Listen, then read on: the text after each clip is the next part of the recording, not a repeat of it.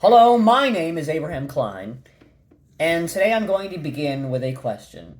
I'm not even sure if I named the video this or not, but here's the question. Are your children safe? Now, this could apply to many different things. This could apply to adults, this could apply to spouses, this could apply to parishioners in a church, this could apply to people in a workplace, and many other things. But in particular, I'm going to deal with your children today. Now, hopefully this applies to everybody, and you can see this through your own application. But specifically today, are your children safe? The reason I asked this question, I was watching a video put out by an organization known as Fight the New Drug. They're an organization that is dedicated to basically the extermination of pornography. They're going very hard after the pornographic industry, places, different porn sites that are out there online that have been used. Obviously there's the usual filth that's out there, but then there's also, they're more concerned about much of the extortion that's happened to often minors and people that have been trafficked, and different things of sexual violence that has occurred, which was in no way consensual. Obviously, every form of pornography has its own issues, right? But very specifically, it is an organization that has profited off of the exploitation of people, exploitation of people, often women and sometimes men, who have, who've been groomed and placed inside of this organization, without actually having any initial desire to get in. Anyway, so they said in this video that often a groomer will get into contact with a child, a young person, a teenager, a child, and will groom them, right? They'll gain their confidence, they'll gain their affection, they'll get to where the child trusts them, and then they will begin to ask for things, sexual favors, or in this case, compromising photos. I'm trying to be very delicate with my language here. But compromising photos, illicit photos. And then they will use that for what the video called sextortion, basically blackmail, to convince them to go even farther and do worse things.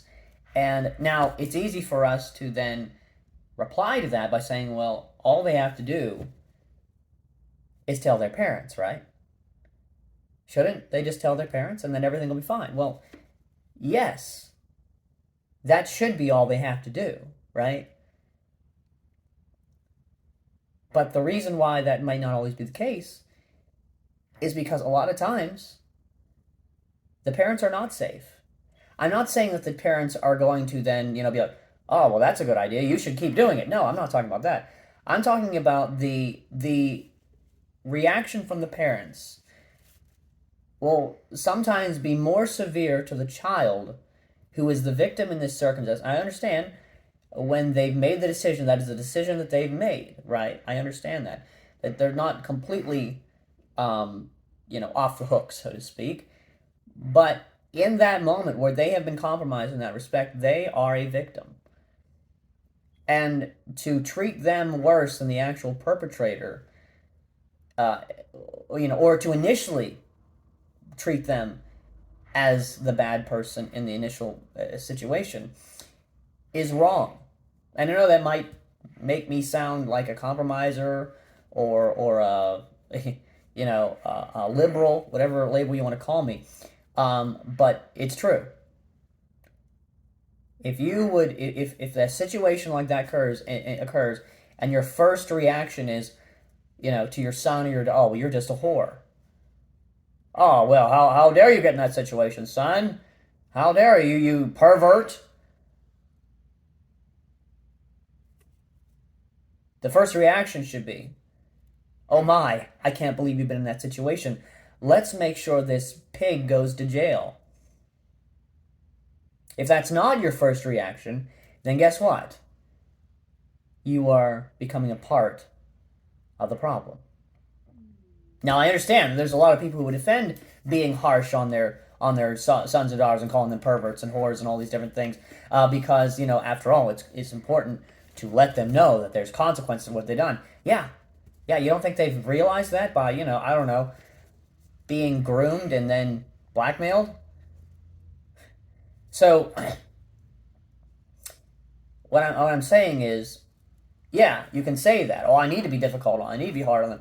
But the truth of the matter is, if they can't come to you, then that opens up more opportunities for their groomers to continue to blackmail them further. If they get asked, hey, I want a compromising photo of you, and then, in a moment of stupidity, which is also wrong, I'm not denying that, they send it. And they say, hey, all right, I've got you now. I've got that compromising photo. Now here's what I want you to do. I want you to sneak out of your house and meet me at this place. Right? Whatever, some other thing. And they go further, and they go further, and they go further, and they go further. And they would love to say something, but they can't, because they can't tell them because of what the reaction is going to be. Because they're afraid of their father or their mother or their guardian. Right? It may not even be a father or mother. It might be their grandparents they have to live with, right? If that's the case, your hard, stern, and careful ways literally do nothing except cause more trouble.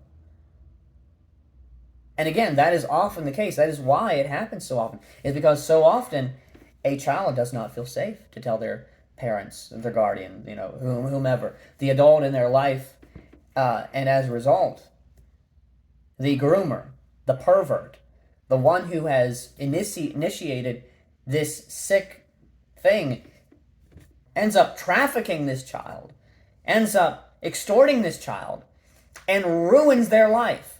And you don't find out until it's way too late. And so the question, is your child safe? If not, that's something you seriously need to think about. Now, don't just assume it. I think it's important that for any young people in your life, especially your children, they need to know that if anything of that nature were to happen, and hopefully it never happens, right? Hopefully something like that would never happen. All right? And so that's the thing. We always assume that simply because somebody ends up in a situation in which they have committed something of that type of sin, right?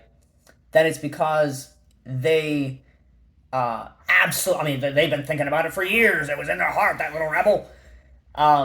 Yes, there may have been some rebellion in their heart, but at the end of the day, the manipulation of another person can go a long way. And again, I'm not excusing anybody's rebellion. I'm excusing the sin of a person's heart. But again, understand me. If they do not feel safe to say, Mom, Dad, this is really disturbing and this is not going to sound good, but this happened to me. And this is the person who's responsible. Please get help. And if your first reaction is not, I want to help you, and instead it's, you little whore, then guess what? You're the problem. And so again, the question, are your children safe? I'll end it with that. Thank you for watching.